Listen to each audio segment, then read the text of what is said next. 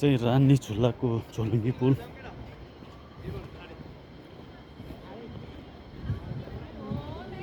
Harcourt जाने बाटोबाट यो तल झरेपछि रानी झुला झोलुङ्गे पुल यहाँ टुडी झर्ना पनि छ।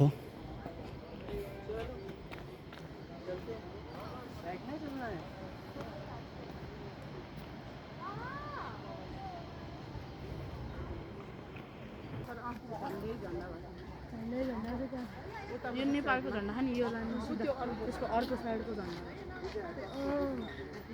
मामाको टी सर्टको त्यो पछाडि बाबा पनि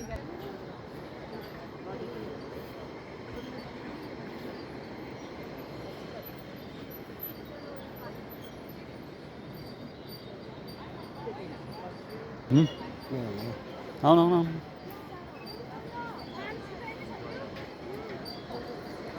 युवक नट रानी झुला झोलुङ्गे पुल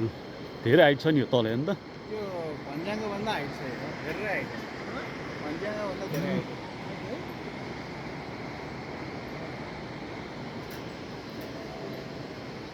पानीले भ्याउ राख्छ नि पारिँदैन पानी भेट्छ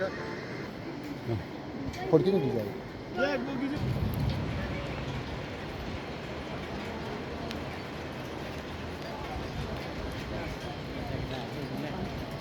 भाइ हरिदिनु त